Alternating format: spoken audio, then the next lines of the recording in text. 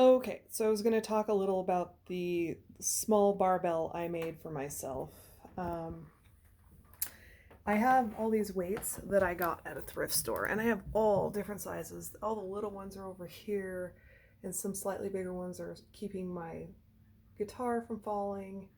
But I have much bigger ones. I find though just adding a few small ones to this makes more sense than trying to put one giant big one.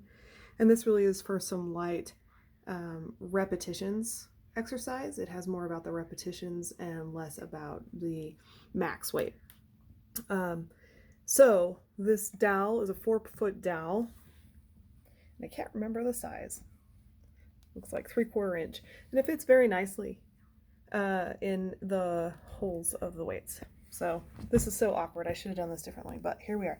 Anyway, these clamps, you can get any place that sells weights. I got these, I think, at Big Five, but you can get them at just any store that has fitness supplies, really. They're everywhere, and they're like $2 to $5. They're not very pricey. There are fancier ones you can get, but it's just not necessary for this.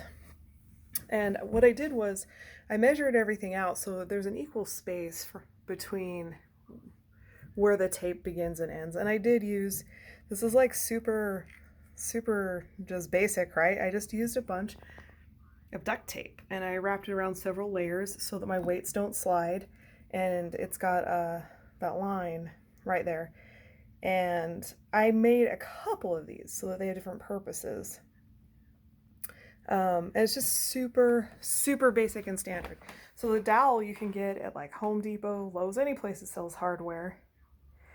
And I know right now it's a little bit harder to find these weights because everybody's building their own home gyms, but you can still find them at thrift stores. Like I said, you can look on maybe your Facebook Marketplace or your newspaper classifieds. We have a good one here in Utah, and it's pretty awesome.